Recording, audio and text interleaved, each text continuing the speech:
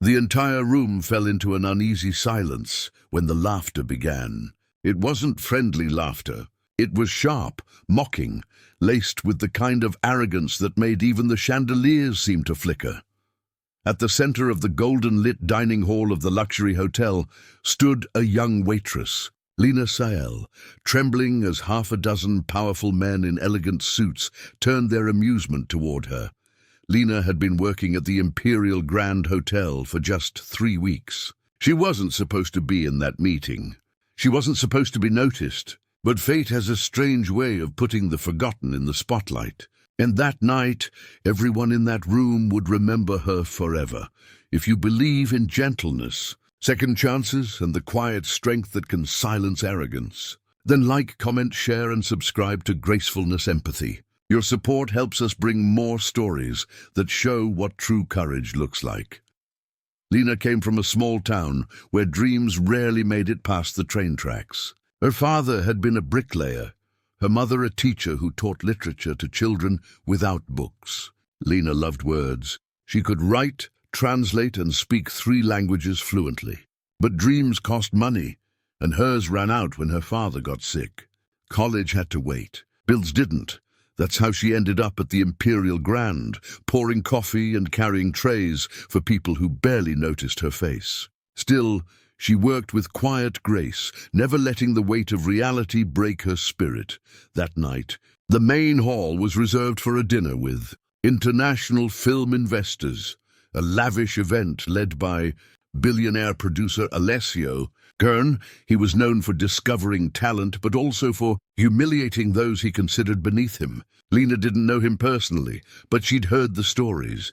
Charming in interviews, cruel behind the scenes. She only wanted to serve, clean up, and leave. But life doesn't ask when it decides to test your soul. That evening, the hired translator didn't show. Alessio, impatient, tried to use an app to translate a document sent by a foreign investor.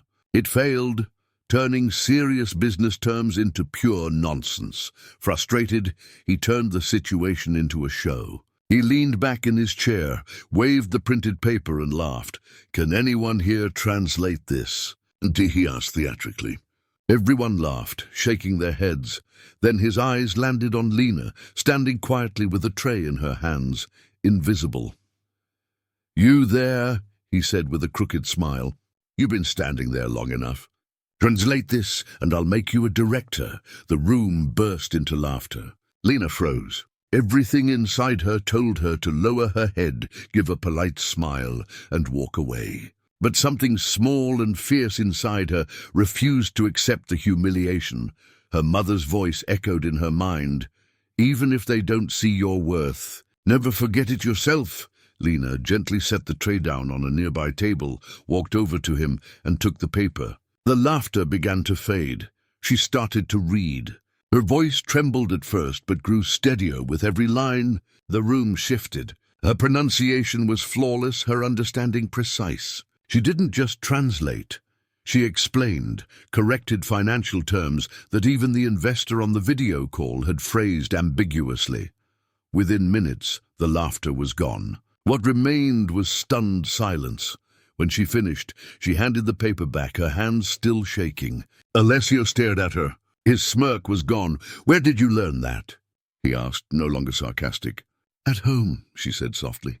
"My mother was a teacher." The investor on the video began to applaud. The men at the table hesitated, and then joined in. The girl they had mocked had just saved $1 million deal from being ruined by a poor translation. Alessio looked around, uncomfortable but too proud to admit his mistake. He forced a laugh. "Looks like I just found someone who knows what she's doing."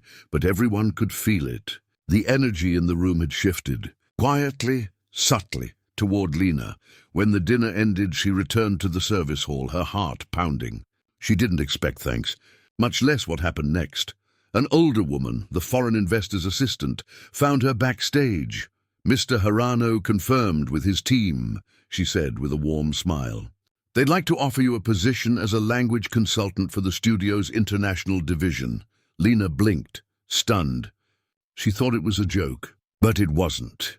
That night, sitting on her bed in the staff quarters, Lena looked at her uniform folded on the chair. She thought about her mother's hands, rough from years of chalk and worn-out books. She thought about her father's words, "No one can take away what you carry in your mind." She had carried her knowledge in silence, waiting for the world to notice. And that night, it finally had. The next morning, as she walked into the studio's glass building, she felt out of place among the suits and cameras. But just a few minutes into her translation test, the evaluators couldn't hide their admiration. She was brilliant. She was hired that same day.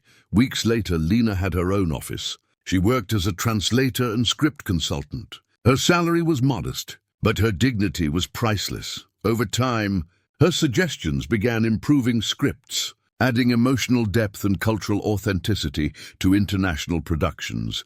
Eventually, a director, impressed by her work, asked her to co-develop a film. She hesitated. She wasn't sure she belonged in that creative world.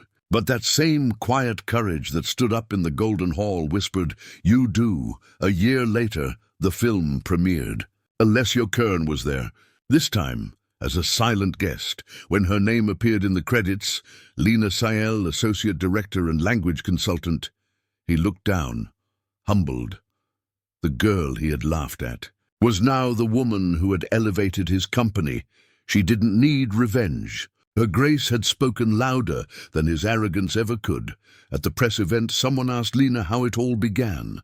She smiled and said, "Someone once told me to translate something if I wanted to be a director. I did, but what I really translated was the difference between mockery and respect." If this story touched you, like, share and subscribe to Gracefulness Empathy, where stories remind us that elegance, empathy and courage still matter.